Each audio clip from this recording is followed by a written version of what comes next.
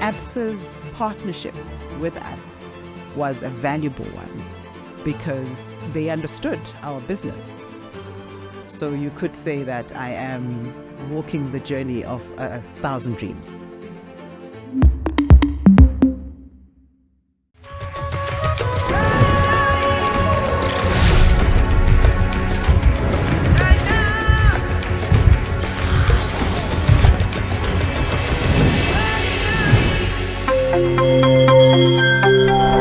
That's right, you're watching Africa Trade and Business. I'm Bronwyn Seaborn. In this episode, we're putting the spotlight on South Africa's manufacturing sector, which is a big driver of growth for the country. We'll be looking at how that industry is performing, as well as efforts underway to support further development. That's with Justin Schmidt from Absa. But before we get into that, let's take a look at news making headlines across the continent. Ghana's government has approved its first lithium mine as it seeks to benefit from a global move towards electric vehicles. The mine is being operated by a subsidiary of Australia-based Atlantic Lithium. The unit's been granted a 15-year lease on the mine at Awoya, where the company began exploring for lithium 6 years ago. Under the agreement, the royalty rate's been doubled to 10%, and the state's interest in the project has been lifted to 13% from 10%. Caledonia Mining is exploring funding options, and that's as it seeks to develop its Bilboes project into what would be Zimbabwe's largest gold mine. It's targeting $250 million and says that could be raised via a combination of debt, its own cash reserves and equity. The Bilboes project could potentially produce about 170,000 ounces of gold annually. Burkina Faso has signed an agreement with Russia for the construction of a nuclear power plant. The nation says the move will help it cover the energy needs of the population. Less than a quarter of the country's citizens have access to electricity. A statement from Russia's state atomic energy agency, Rosatom, says the agreement is the first document in the file of the peaceful use of atomic energy between Russia and Burkina Faso. Well, South Africa's manufacturing sector is in the grips of a sustained downturn. The Absa Purchasing Managers Index shows that the PMI has contracted for 8 consecutive months as the sector deals with load shedding, weak demand and logistics constraints. So what is needed to get the cogs turning again? To unpack that in detail, I'm joined now by Justin Schmidt, who's the head of manufacturing, renewable energy, transport and logistics at Absa. Justin, thanks for your time today. So quite the portfolio you have given all that's playing out in South Africa right now. So right at the top, let's situate ourselves. Just how bad are things in the manufacturing sector? So, Bronwyn, I think the key point is that, to produce goods in this country or in any country, you need power. So really an intensive energy user like manufacturing is struggling when you see the lights go off. When we looked at the confidence of the industry in January last year, or quarter one last year, we saw that there was a lot of confidence. People were looking at investing. And as soon as load shedding started, it put a damper on confidence to reinvest. So I really do think the big issue here is, you spoke about supply chains, you spoke about other issues, but really load shedding, we have to address that so that manufacturers can produce the goods they need. And just if we think about it, only 2 days this year have had no load shedding if we look at 24 hours in a day. So it is tough, but there's light at the end of the tunnel. Well, speaking to that light at the end of the tunnel, from a sentiment perspective, what are you picking up? Is there hope that things will improve? Because there is this understanding or this feeling that this is just how it is for now. We have to deal with load shedding. And so perhaps, while things are bad, maybe there is that light at the end of the tunnel, as you say. Yeah, so if we look at the Purchasing Managers Index, what was being indicated is there is hope for 6 months' time that conditions will improve. So there, is the first signs that hopefully in 6 months we will be starting to see an improvement in the sector. I think GDP has been a surprise in recent quarters, but this quarter is a bit tougher for the industry. Why we're a bit optimistic is that in terms of private sector electricity generation, we've seen a lot of clients invest. We're seeing these bigger utility scale projects come on board. We're seeing Kusile come back online. So I think from power perspective, while we don't think we're out of the woods for load shedding, I think there's those private sector investments that are happening. And a lot of manufacturers in the manufacturing survey, I was saying they're investing in electricity production. We're also seeing gross fixed capital formation, and it steers towards people investing in power. You'd like them to invest in production lines because that actually gives you the growth into the future. But we are optimistic just based on the fact that we're seeing a lot in the renewable space of investments. I think other positives is the ports is not performing, but there is private sector participation coming. Rail lines as well. We've hopefully hit the worst times, and actually private sector can work with government to really improve things. So, green shoots are there, but it's going to be another tough 6 to 12 months in the sector. I speak very broadly about manufacturers and the manufacturing sector, but are there pockets of the sector that seem to just be kind of shrugging off the difficulties, or are we really seeing it just across the board? Manufacturers are struggling.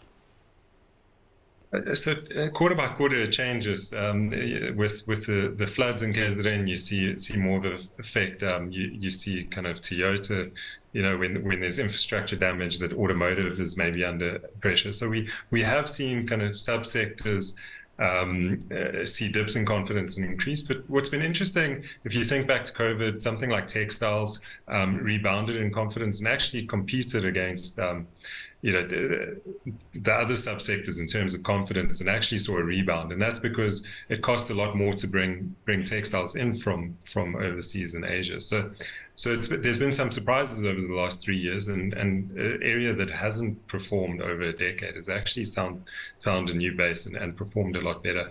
I think something like automotive, we've spent a lot of time talking to the OEMs and the automotive sector, with things like hybrid vehicles coming in, with clear plans for the automotive sector. That's always been a good performer. Food and beverage has had dips in confidence, but it is a subsector that we see, consistently being an area for growth and good performance. So it's been tough for everyone, but we're optimistic that there's value chains here where South Africa have excellent manufacturers, and where we do think there's a long-term growth trajectory. Excellent manufacturers, and you highlighting there, Justin, just how crucial manufacturing is to the South African economy. And yet, if we put it down into black and white, what is hamstringing the sector are largely failings on government side. So should we see more muscle from the state here in terms of providing perhaps incentives so that they can counter some of the difficulties they've essentially created but cannot quick fix? Like we say, we talked about power supply. We can talk about logistics issues. Would you like to see more of those incentives come through from government side to support the manufacturing sector? Yeah, so if I just go back to energy, what's been great over the last 2 years is there's a clear regulatory environment. So a bit of deregulation, saying that the cap of own generation would be lifted to 10 megawatts and then 100 megawatts, and now there's no requirement for licensing. And we saw straight away that manufacturers increased the size of their installations. I think things like the tax break for renewable energy for any business is another great incentive that we've seen. So really, and then also thinking of the rebates on fuel, that if you're using that for generators, that you can get rebates. I think for me, if business can find a way to invest, and the business case for them investing in new production lines, putting new solar up, if that makes business sense, then private sector will invest. So really for me, it's about the regulatory certainty, having the master plans in place, and putting a framework to make sure that these businesses have a certain kind of 1 year, 2 year, 3 year picture. That and like what we've seen in the automotive sector, where there is clear kind of incentives and there's a clear plan for the subsector.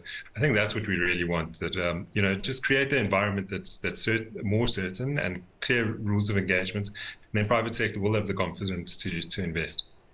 You talk about creating an enabling environment for factories to get going again. But even if we do get that right, the demand still needs to be there. So what are we seeing on that front, both locally and globally? So I think globally there's been some uptick.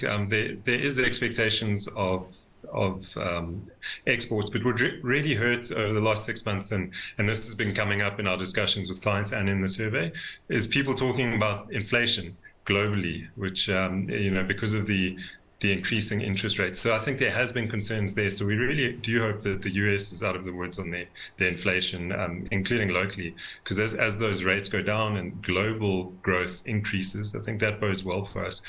We have seen optimism in terms of exports. So really, from a global perspective, I think the more cars are being consumed, the more our products are getting exported. That is key for us. So yes, it's come up that interest rates globally are a concern.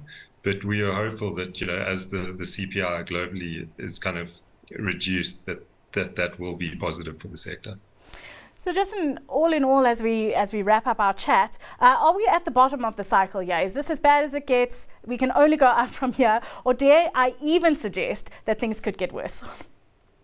Bronwyn, I got asked about CPI and did we hit the top, and I said yes, and it carried on going up. So I don't know. It's difficult to kind of say if we're at the bottom or not. What we do see with clients is there still are those clients that are investing in production lines. They're reinvesting into their businesses.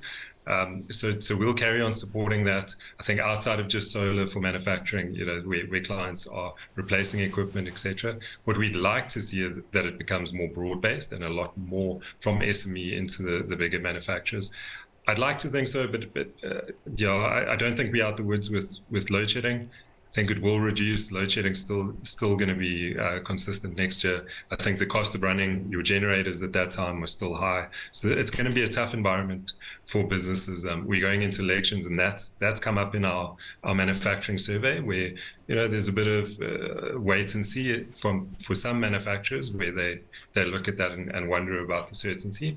So I hope when we talk this time next year, we would have been through the bottom.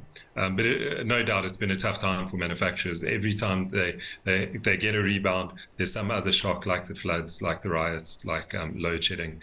So really, hopefully it's the bottom, but it is still tough out there. Justin, thanks so much for your time. That was Justin Schmidt from Absa. And that's where we leave things for this week's episode of Africa Trade and Business. From me, Bronwyn Seaborn, and the rest of the team, it's goodbye for now.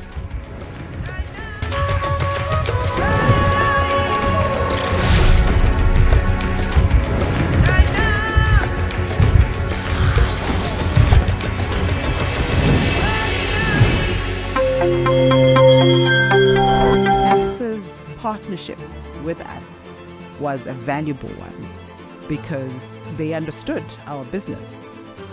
So you could say that I am walking the journey of 1,000 dreams.